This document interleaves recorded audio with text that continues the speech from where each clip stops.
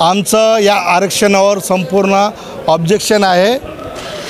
हा आरक्षण महाराष्ट्र निवडणूक आयोगाने जे नियमावली केलेलं आहे त्या अनुषंगाने झालेलं नाही। महाराष्ट्र निवडणूक आयोग भारतीय जनता पार्टीचा दलाल झालेला आहे, रकेल झालेली आहे, मनमानी कारभार करत आहेत। त्यांनी परिपत्रक काढून ओबीसीचा 1% आरक्षण त्यांनी कमी केलेलं आहे। आम्ही त्याला आता आयुक्ताला आम्ही एक निवेदन दिलेलं आहे की भारतीय घटनेने दिलेला अधिकार 27% ओबीसीला आरक्षण असताना 1% कमी करण्याचा अधिकार या महाराष्ट्र निवडणूक आयोगाला कोणी दिलेला आहे? हा आमचा शिवसेना उद्धव बाळासाहेब ठाकरे पक्षाचा सवाल आहे।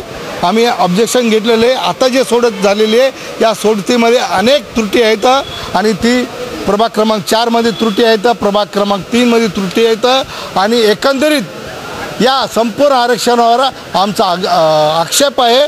आणि हा नांदेडचा महानगरपालिकेचा आयुक्त, महाराष्ट्र निवडणूक आयोग भारतीय जनता पार्टीचा रकेलचं काम करत आहे। आम्ही तीव्र निषेध करतो। आम्ही आता ऑब्जेक्शन घेणार आहोत आणि यानंतर हायकोर्टात दाद मागणार आहोत की ओबीसीवर कशा प्रकारे 1% कमी करून अन्याय केलेला आहे।